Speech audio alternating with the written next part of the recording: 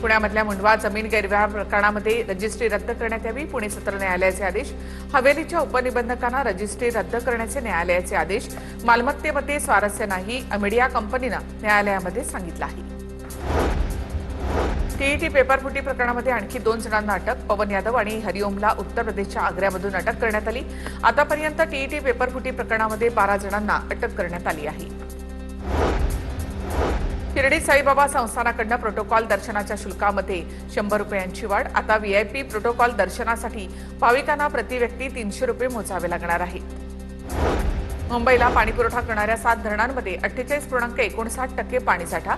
24 तासामध्ये जलाशयातील पाणीसाठ्यामध्ये 7.23% वाढ. तानसा धरण हे 81% तर मोडकसागर 87% भरलेलं आहे.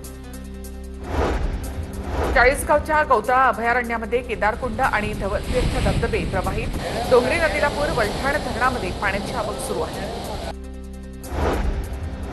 नाशिकच्या निफाडमधील चांदोरीमध्ये गोदावरी नदीनं पात्र सोडलं. हेमाडपंथीय मंदिर पाण्याखाली. खंडेराव महाराज मंदिरातही पुराचं पाणी शिरलं. पुरासोबत आलेले मासे पकडण्यासाठी नागरिकांची मोठी गर्दी. मासेमारी करताना पोलिसांच्या सूचनेकडेही दुर्लक्ष. नाशिकमध्ये आज पावसाची विश्रांती. गोदाघाट आणि रामकुंड परिसरातील पाणी ओसरलं. पुराच्या पाण्यासोबत पानवेली, जलवनस्पती आणि कचरा वाहून आल्यामुळे परिसर अस्वच्छ झालाय. पालिका प्रशासनाकडून तातडीनं स्वच्छता मोहीम हाती घेण्यात आली आहे. सांगलीमध्ये कृष्णा नदीची पाणी पातळी 28 फुटांवर पोहोचली. गेल्या 24 तासामध्ये 4 फुटांनी वाढ. नदीकाठची मंदिरं आणि अनेक बंधारे पाण्याखाली गेले.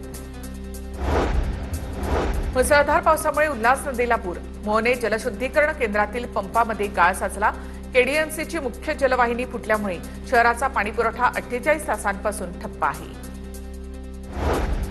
जळगावमध्ये जामोद तालुक्यामध्ये मुसळधार पावसाची हजेरी. माणेगावमध्ये नाल्या नसल्यामुळे पावसाचं पाणी घरात शिरलं. अनेक घरांचं नुकसान झाल्यामुळे तातडीनं नुकसान भरपाई देण्याची मागणी.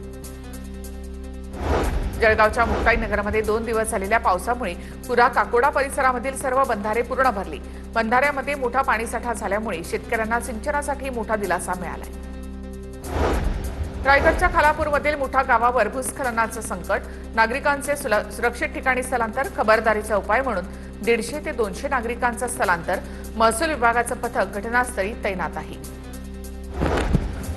कल्याण पूर्वेमधील नेतोली टेकडी परिसरामध्ये दरड कोसळली. माती घरावर आल्यामुळे घराच्या सुरक्षा भिंतींचं नुकसान. रस्त्यावर माती आल्यामुळे वाहतूक कोंडी झाली आहे. रेल्वेचा एसी कोच हनीमूनसाठी सजवल्याचा धक्कादायक व्हिडिओ समोर. नंदीग्रामच्या एक्सप्रेसच्या ऑन ड्युटी तिकीट निरीक्षकाचं निलंबन. तर डब्याची सजावट करणाऱ्या खासगी डेकोरेटरवर गुन्हा दाखल. हिंगोली, परभणी आणि नांदेडमध्ये मध्यरात्री 1:37 भूकंपाचे धक्के जाणवले. 4.6 रिश्टर स्केल तीव्रतेचा भूकंप. सुदैवानं कोणतीही जीवितहानी नाही. सोलापूरमध्ये सैराट फेम अरबाजच्या आरोपानंतर मेडिकल सील करण्याचे आदेश. नोबल हॉस्पिटलचे मेडिकल सील करण्याचे आदेश. असंख्य फोन मेसेजेस येत असल्यामुळे व्हिडिओ डिलीट केला. व्हिडिओ डिलीट केल्यानंतर अरबाजचे याचं स्पष्टीकरण. धुळ्याच्या शिरपूरमध्ये अन्न आणि औषध प्रशासनाची कारवाई. विनापरवाना व्यवसाय करणाऱ्या 2 खाद्य दुकानांवर सीलबंद कारवाई. शहरामधील अनेक हॉटेलमध्ये सुद्धा तपासणी. धाराशिव जिल्ह्यामध्ये भेसळयुक्त दूध पावडर विकणाऱ्या मोठ्या रॅकेटचा पर्दाफाश. भूममध्ये भेसळयुक्त दूध पावडर विकणाऱ्या बोरक्यावर एफडीएची धडक कारवाई. विक्रेता बाळासाहेब गोडगे याच्यासह 4 जणांवर भूम पोलीस स्टेशनमध्ये गुन्हा दाखल.